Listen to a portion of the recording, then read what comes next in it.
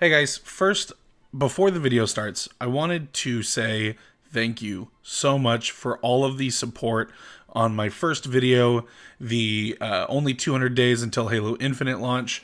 The support was way bigger than I could have imagined. We got a few new subscribers, we got a bunch of comments on the video. It was super cool to see people interact and stick around, so thank you so much for that. Now let's get into it.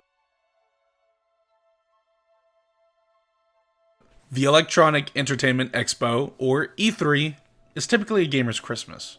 A celebration of the industry that we all love, where the new upcoming games are revealed and the previously announced ones typically get a trailer, or if it's close enough to release, some amazing gameplay demoed live on stage.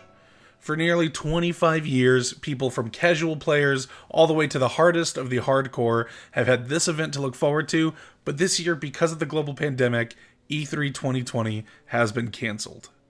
So what does that mean for games like, Halo Infinite, which is still slated to release this holiday season, by the way? Hey there, I'm Pfhorbear, and today we are going to take a look at why I think waiting to reveal the game until July is potentially a really, really bad idea, and propose an alternative reveal that I believe will be far more beneficial to Halo Infinite's success.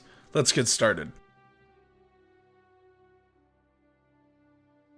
Look, I know I made a video last week expressing my hopes for the Xbox Series X third-party gameplay reveal event, which is a mouthful to say the least, and that I'd hoped that we'd see a teaser at the end of the stream letting us know when to expect the first-party reveals, or, if we got lucky, like I said then, a Halo Infinite trailer or teaser. I also made mention of this tweet about July likely being when we would see the first-party titles, and made an educated guess that it would be either late June or early July, that being the most likely time frame that we would see those. Unfortunately, it looks like I was right. We won't be seeing anything from Xbox first-party studios until at least the first week of July if we're lucky, or the end of July if we're not. So I'll take the win and say that in a way I was right, but I hate that I was right. Xbox's third-party reveal was not received well. Gameplay was promised, and very little was actually shown, and the gameplay that was shown, specifically in this example for Assassin's Creed Valhalla, was nothing more than an in-game flyby of the player character looking like a total badass. That's cool and all, but I, and as it seems the rest of the world, wanted real live gameplay.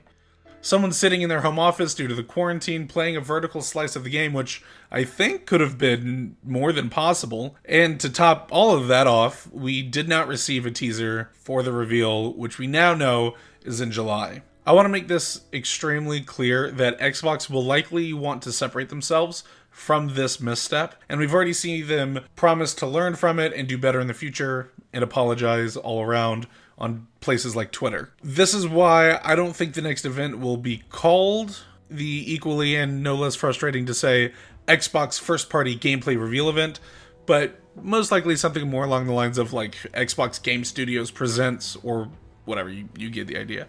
This will both help to refocus community goodwill and give them another chance to spin the marketing in a positive light, in my opinion, rather than every outlet telling people that Xbox did a bad thing. I am more than aware that, once again, I'm seemingly rambling about things that you didn't click on this video to hear about, but I promise it'll all make sense by the end of the video.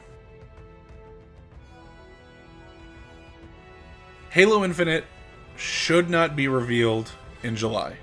That's it. Thanks for watching, guys. No, I'm joking, obviously. The reason I'm making this video is to tell you why, so here's what I think. Halo Infinite needs all of the attention it can get right now. And sharing the spotlight with other titles and the approach of the next generation of Xbox as a whole is a very silly idea. And this will only cast a shadow on what Xbox needs to focus on right now, which is their biggest first-party franchise and the title in that franchise that is actually releasing this year, rather than cool and exciting titles from other studios that are releasing in the next 2 years.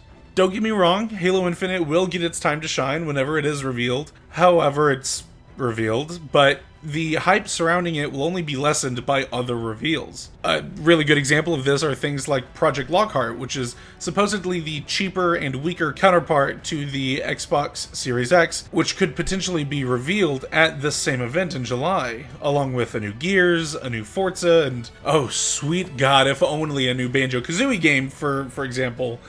The point is, I know that I personally would flip my lid if a new Banjo game were to be announced, and it could potentially overshadow Halo. I know not everyone is a Banjo fan, but take your favorite first-party franchise and apply it all the same. Halo Infinite being coupled into one large reveal event, in my opinion, is not the way to go. Instead, I'd like to quickly propose another solution. Let's take a look at that.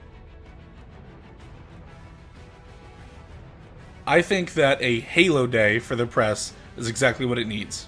Similar to the Halo 4 reveal day like I mentioned in my previous video. If you haven't seen it or don't remember the reveal, March 5th, 2012, press were given the go-ahead to unveil their short time spent with a very brief demo of Halo 4 and its tech, along with images and a Vidoc featuring not only the Master Chief, but the much-beloved battle rifle and its impending return. This was a massively huge day for the Halo community, and the gif of people dissecting the damage output of the BR, the medals that were shown, the animations are still available online all this time later. I believe that 343 getting the opportunity to show off Halo Infinite in late June would be the best way to give the game its day in the sun. If Xbox wants its biggest title to perform well, it needs all of the singular attention it can get, so here's how I'd like to see it go. Number 1, reveal in late June. Maybe we get a Vidoc, see some solid gameplay of the multiplayer first, obviously, and get some fun shots of Chief in his new armor in various locations featured in the campaign, but no actual campaign info. Remember, people just want to know what the game is going to aspire to capture, whether that be more of a classic gameplay style or a modern one. Number 2, we get a tease at the end of this Vidoc for a release date announcement at the first party reveal event in July, as well as our first look at the campaign via a vertical slice, similarly to what Halo 4 and Halo 5 did at the E3s leading directly into their launch the same year. And number 3, finally, would be flighting information at the July event. It doesn't necessarily have to be at this supposed late May, maybe early June Halo Infinite reveal, but flighting information is extremely important right now. We know that they're coming, so we might as well learn about it when we get the rest of the info, whether that is a late July or early August timeframe for the flighting, or if it's closer to launch. Halo fans and Halo non-fans alike are going to want to get their hands on it to see what it's all about. So in my eyes, a summer flight is the best bet. And that's it. That's as hard as I think it could be. That's all I think we need to see from the guys and gals at 343. This plan of action is, in my opinion, the best way to reveal the game, the timeframes for the reveal, and subsequent flighting in beta. But we won't know until we know. And that's that, guys. Let me know what you think in the comments. Is there something I missed?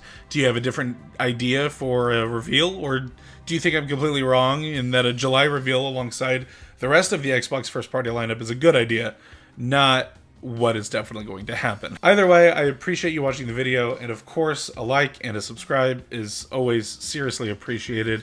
Share it with your friends. Let's have a discussion. You know, there's never a better time than the time leading into a new Halo game to get excited about Halo. You can continue the conversation by following me on Twitter or joining me on Twitch for a stream at twitch.tv/Pfhorbear and on Twitter at Pfhorbear. Until next time, be safe and have fun.